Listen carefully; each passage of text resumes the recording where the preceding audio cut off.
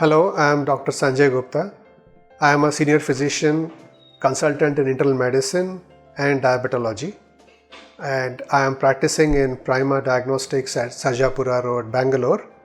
I have been practicing in Bangalore for the last 10 years and I have a large expanse of experience of 25 years. We are talking about blood pressure condition where we have higher blood pressure called as hypertension and a low blood pressure called as hypotension.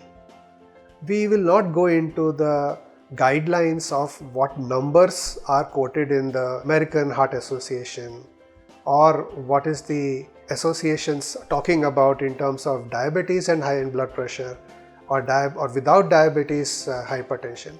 Let us talk simply about recognizing hypertension and hypotension.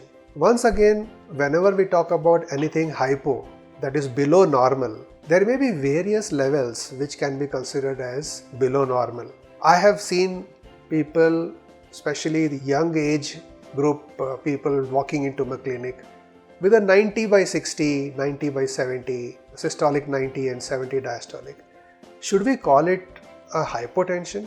Well, they might be having 90 and 85 and 95 systolic for a very long time, but they are living happily. They don't have any symptoms. So we have to be careful that when we say hypotension, whether we are calling it a symptomatic hypotension. So let us consider the symptoms in a hypotension where these type of blood pressures become significant. If the person is coming with giddiness, the person is coming with weakness or lethargy, or the person will say that I am not doing well, I am not able to concentrate and I don't feel the energy levels in my body, you might consider that there can be a symptomatic hypotension. And we will have to look into a huge plethora of problems starting from their nutrition, starting from what type of diet they have, what type of electrolytes they are having, and what is their lifestyle.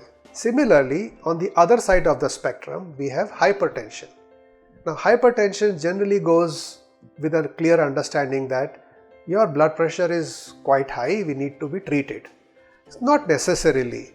Well, in different parts of the world, different groups of people, different classes, categories, age groups will have different levels of blood pressure.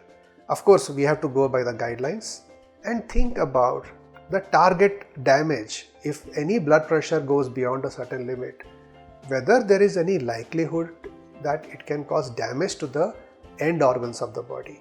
And hence we try to treat that blood pressure. There is no hard and fast rule or thumb rule that with a certain blood pressure you have to panic and start treating it immediately. It is possible that you might not be making the correct decision to treat the blood pressure immediately. You might have to take some readings with a pattern, do a trend analysis. But also remember that the symptomatic persons may not be always having this type of blood pressure or vice versa. So we have to be careful about the headaches, the giddiness, the postural imbalance of especially the elderly people and also the young people who can have these symptoms from some other causes.